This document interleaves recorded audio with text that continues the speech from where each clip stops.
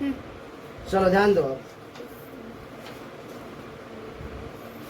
देखो हम लोग स्टमक क्या के बारे में हम लोग पढ़ चुके हैं। स्टमक के आगे किसके बारे में पढ़ेंगे हम लोग? स्मॉल इंटेस्टाइन के बारे में। किसके बारे में पढ़ेंगे हम लोग? Small intestine. तो स्मॉल इंटेस्टाइन के बारे में समझेंगे पहले स्मॉल इंटेस्टाइन क्या होता है। तो हमारे बॉडी में जब फूड स्टमक से निकलता है, डाइजेस्ट हो गया, निकल गया, तो निकलने के बाद कहा जाता है स्मॉल इंटेस्टाइन में। स्मॉल इंटेस्टाइन क्या होता है? द स्मॉल इंटेस्टाइन यानी it is the highly coiled structure. ये कैसा होता है? हाईली क्वाइल्ड स्ट्रक्चर होता है। इसका लेंथ लगभग 7.5 मीटर होता है। कितना होता है? 7.5 मीटर लॉन्ग। क्या बताओगे? The small intestine is the highly coiled structure.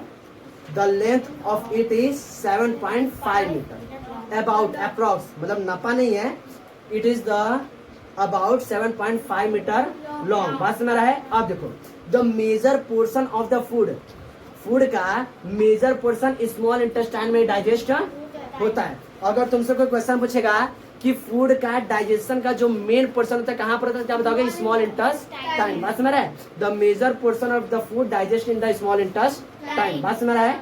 Next अब क्या बताओगे? The inner wall of the intestine. The inner wall of the intestine secrete the juices. जो जैसे देखो यहाँ पर बना रहे स्ट्रक्चर, ये मान लेते हैं ऐसे, मतलब हाईली क्वाइल्ड रहता है इस तरीके से, इस तरह रहता है, ठीक है, केचुआ की तरह। तो इसका जो इनर वॉल, ये बड़ा इसका इनर वॉल, ये इनर वॉल कहलाएगा ना। तो इसका इनर वॉल से क्या होता है? इंटेस्टाइन, स्मॉल इंटेस्टाइन के इनर वॉल से जूसेस क्या होते हैं? सेक्रेट होते रहते हैं। क्या होते रहते हैं? जूसेस सेक्रेट होते हैं। इसके अलावा बिसाइड दिस इसके अलावा it receive the juices from the liver and the pancreas. From the liver and the pancreas. क्या बताओगे कि इसके इनर वॉल से जूसेस रिलीज होते हैं, but it also receive the juices from the liver and the pancreas. Next question, what are liver? Liver क्या होते हैं?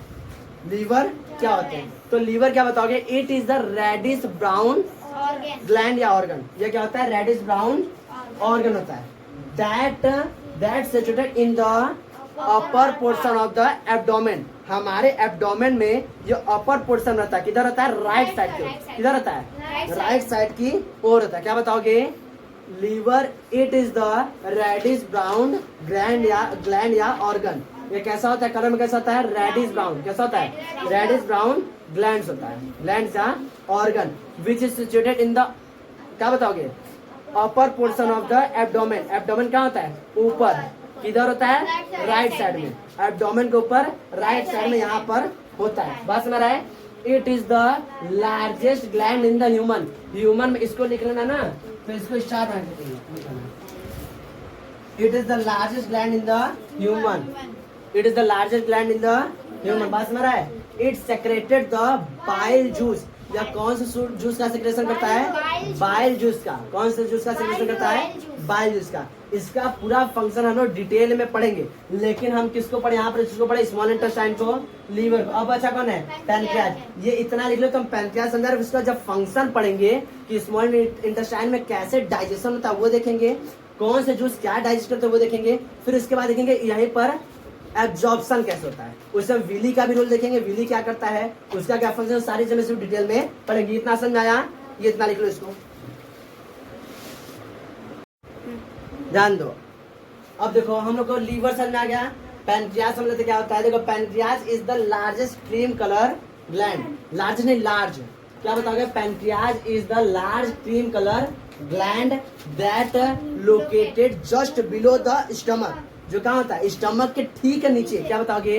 Pancreas is the large cream coloured gland that situated just below the stomach. Stomach के ठीक कहाँ होता है? नीचे। Abdomen में किधर है? लेफ्ट साइड में।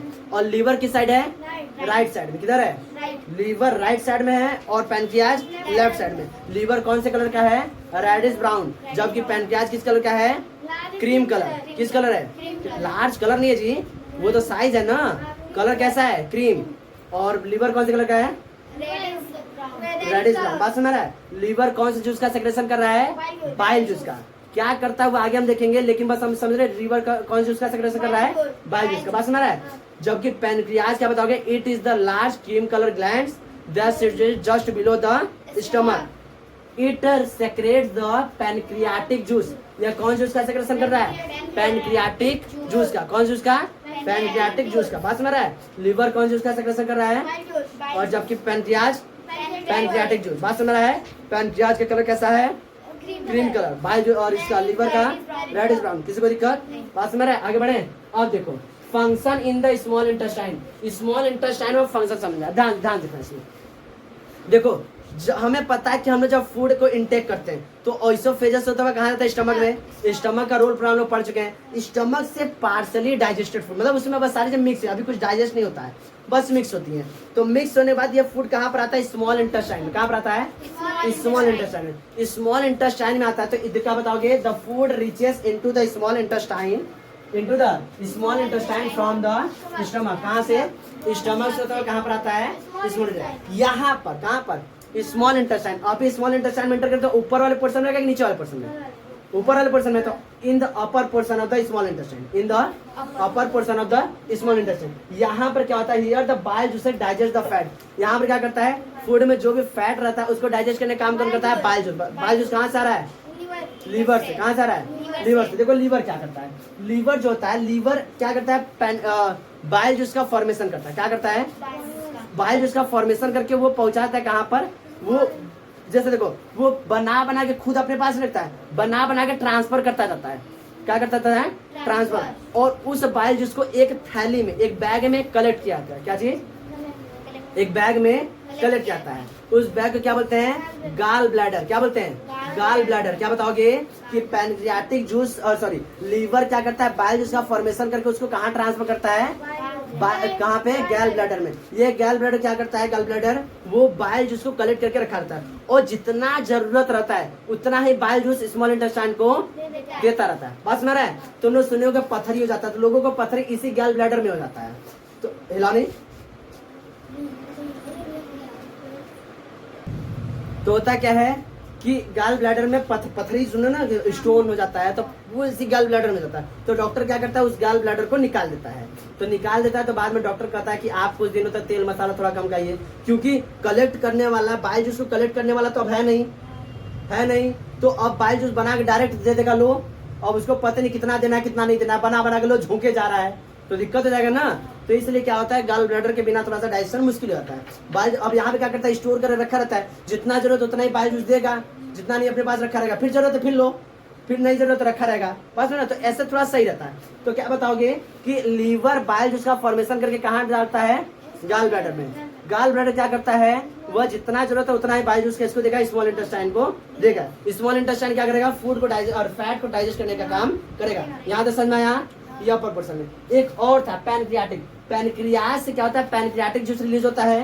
क्या होता है, पैनक्रियाज से क्या होता है, पैनक्रियाटिक जूस रिलीज होता है। It acts upon the carbohydrate, fat and protein. यह किस पर एक्ट करता है, कार्बोहाइड्रेट, फैट और प्रोटीन पर। यह इनको डाइजेस्ट करने का काम करता है and convert them into the simpler substance. और इनको क्या करता है, सिंपलर सब्सटेंस ब्रेक करना। हम जब फूड लेते हैं वह क्या होते हैं, हाईली कॉम्प्लेक्स सब्सटेंस होते हैं, उनको क्या करते हैं, सिंपलर सब्सटेंस ब्रेक करना स्टार्ट करते हैं। तो क्या बताओगे, the pancreas release the pancreatic juice, it acts upon the carbohydrate, fat and protein, it converts them into the simpler substance. ठीक है, तो सिंपलर सब्सटेंस में कन्वर्ट करना स्टार्ट करते हैं। इनके अलावा now the food reaches to the lower part of the small intestine. Upper portion में समझ में आया क्या हुआ, अब लोअर पोर्शन में क्या जाएगा, किसके, स्मॉल इंटेस्टाइन। अब ये फूड कहाँ पर है, स्मॉल इंटेस्टाइन में ही है। स्मॉल इंटेस्टाइन के बाहर गया नहीं, स्मॉल इंटेस्टाइन में नीचे गया है। कहाँ पर, नीचे पर क्या होते हैं, हम क्या बताए, स्मॉल इंटेस्टाइन में भी क्या करता है, डाइजेस्टिव फूड जूस का सेक्रेशन करता है ना। तो क्या बताओगे, now the food reaches to the lower part of the intestine. Here the intestinal juices digest all the components of the food. यहाँ पर नीचे पोर्शन में क्या होता है, intestinal juices रिलीज होगा जो फूड के सभी कंपोनेंट को डाइजेस्ट करने का काम करेगा। यानी कार्बोहाइड्रेट को किस में कन्वर्ट कर देगा, ग्लूकोज में। कार्बोहाइड्रेट किस में कन्वर्ट करेगा, ग्लूकोज में। फैट को कन्वर्ट करेगा फैटी एसिड एंड ग्लाइसरॉल में। फैट को कन्वर्ट करेगा फैटी एसिड एंड ग्लाइसरॉल में। प्रोटीन को कन्वर्ट करेगा अमीनो एसिड में। ये यहाँ पर याद रखना, क्या बताओगे, कार्बोहाइड्रेट को कन्वर्ट करेगा किसमें, ग्लूकोज में, सिंपल शुगर ग्लूकोज में, सिंपल शुगर ग्लूकोज में। जबकि फैट को कन्वर्ट करेगा फैटी एसिड एंड ग्लाइसरॉल में। बात समझ रहा है, प्रोटीन को कन्वर्ट करेगा अमीनो एसिड में। यहाँ तक किसी को दिक्कत, बात समझाया। ये क्या रहा अभी तक, स्मॉल इंटेस्टाइन में डाइजेशन। हम लोग को नेक्स्ट पढ़ना है एब्जॉर्प्शन, जो कहाँ पर होगा, स्मॉल इंटेस्टाइन में। उसमें कौन भागीदारी देगा, अपना विली। यहाँ तक किसी को दिक्कत समझने में सही है, इतना लिखो आप, विली को हम समझा रहे हैं। अब देखो ध्यान दो, तो हम देखें कैसे डाइजेस्ट होगा। अब होगा क्या, अब हम लोग पढ़ेंगे एब्जॉर्प्शन इन स्मॉल इंटेस्टाइन, यानी स्मॉल इंटेस्टाइन में एब्जॉर्प्शन, फूड का एब्जॉर्प्शन कैसे होगा। तो होता है क्या, फूड अब कहाँ आ चुका है, लोअर पोर्शन में आ चुका है, स्मॉल इंटेस्टाइन के लोअर पार्ट में आ चुका है। लोअर पार्ट में क्या होते हैं, स्मॉल इंटेस्टाइन के अंदर thousands of finger like structure होते हैं। कैसे, finger like, thousand of finger like structure होते हैं। ये क्या काम है, जैसे देखो ध्यान समझो, ये दो, इसका दो काम है। जैसे यहाँ पर दिख रहा है, दिख रहा है कि नहीं, दिख रहा है।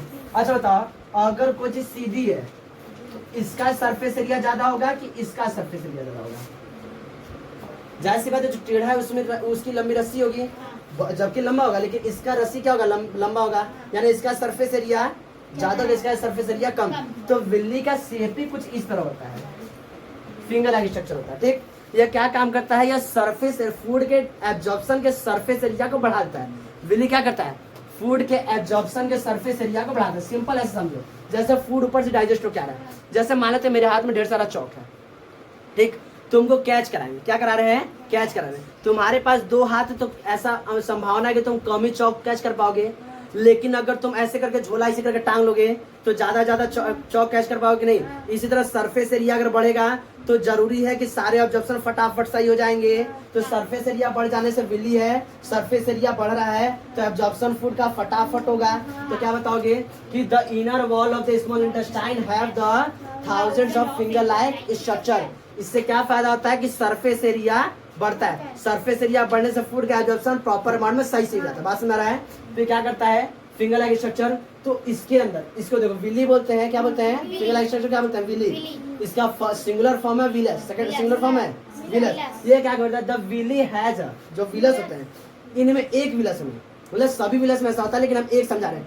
एक विलस के अंदर क्या होते हैं, ढेर सारे, मतलब जाल होता है किसका, ब्लड वेसल्स का। बहुत ही महीन और छोटे छोटे ब्लड वेसल्स क्या होता है, उसमें जाल बना रहता है। क्या बना रहता है, जाल। यही ब्लड वेसल्स क्या करते हैं, डाइजेस्टेड फूड में से सब्सटेंस को क्या करते हैं, एब्जॉर्ब कर लेते हैं। किसके द्वारा, विली के द्वारा एब्जॉर्ब कर लेते हैं। एब्जॉर्ब कर लिए, क्या बताओगे, the villus has the network of thin and the small blood vessels.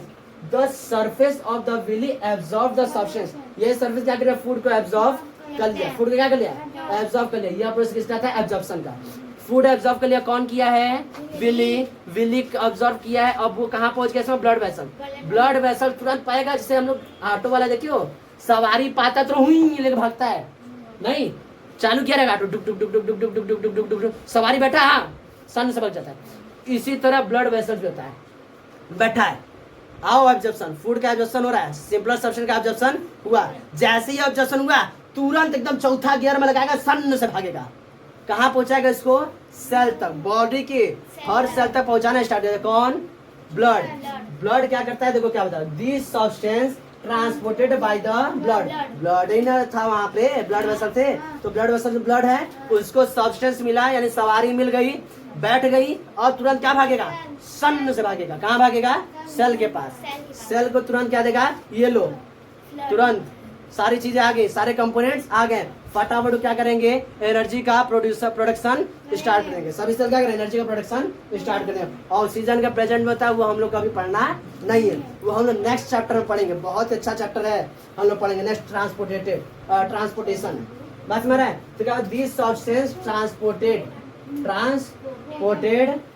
Bye the blood to the cell and it utilises to and gives energy. और इसको यूटिलाइज करके क्या मिलता है हमें, एनर्जी। इतना पोर्शन क्या कहलाएगा, एजिमुलेशन। क्या कहलाएगा, क्योंकि उसको यूज किए ना, तो हम लोग सिंपल सबसे मिला, उसको यूज किए तो इस क्या कराएंगे, एजिमुलेशन। इतना किसी को दिखा, एब्जॉर्प्शन में समझ में आया। विली का क्या रोल है, समझ में आया। विली क्या करता है, सरफेस एरिया को बढ़ाता है। विली के अंदर क्या होते हैं, थिन और ढेर सारा ब्लड वेसल्स का नेटवर्क होता है। बात समझ रहा है? ट्रांसपोर्टेशन किसके द्वारा होता है? ब्लड के द्वारा। बात समझ रहा है? इसको डिटेल में नेक्स्ट चैप्टर में पढ़ेंगे। अब हम लोग पढ़ेंगे लार्ज इंटेस्टाइन में क्या होता है। देखो स्मॉल इंटेस्टाइन कहानी खत्म हो गई। अब लार्ज इंटेस्टाइन देखते हैं। लार्ज इंटेस्टाइन क्या होता है, ध्यान दो। तो इट इज यानी large intestine is wider and shorter than the small intestine. जो लार्ज इंटेस्टाइन होता है वह चौड़ा होता है, स्मॉल इंटेस्टाइन से चौड़ा होता है और छोटा होता है। Its length is about 1.5 metre. कितना होता है? लगभग 1.5 मीटर लॉन्ग होता है। इसका मेन फंक्शन होता है कि जो डाइजेस्टेड फूड है, जो स्मॉल इंटेस्टाइन से डाइजेस्ट फूड आ गया, इसमें से वाटर और सॉल्ट को एब्जॉर्ब करना। क्या करना? वाटर और सॉल्ट को एब्जॉर्ब करना। और सेमी सॉलिड सब्सटेंस जो बचा इसको क्या करेगा? पास करा देगा। किसको? रेक्टम में। पास करा देगा। कहाँ से? रेक्टम में। और रेक्टम से कहा गया? एनस में। और एनस के द्वारा क्या कर देगा? सेमी सॉलिड सब्सटेंस को समय समय पर रिमूव कर दिया जाएगा। यानी उसको क्या बोलेंगे हम लोग? इजेशन। बात समझ रहा है? समझना क्या होता है? Large intestine it is the wider and the shorter than the small intestine. It is about the 1.5 meter long. Its main function absorb the water and the salt from the digested food. Then the semi-solid waste passes through the rectum and then finally remove from the anus. Anus के द्वारा time time पर क्या करता है? Remove करा देता है। इस तरह से हम digestion of the food in the human पढ़ चुके हैं। अब हम लोग को एनिमल के बारे में पढ़ना है, जिसको हम लोग रूमेन बोलेंगे। उसके बाद अमीबा के बारे में पढ़ेंगे। ये चैप्टर कंप्लीट होगा। यानी कल हम लोग किसके बारे में पढ़ेंगे? एनिमल के बारे में। और परसों पढ़ेंगे अमीबा के बारे में। चैप्टर परसों कंप्लीट होगा। इसमें किसी को दिक्कत समझ में आएगा? लिख लो।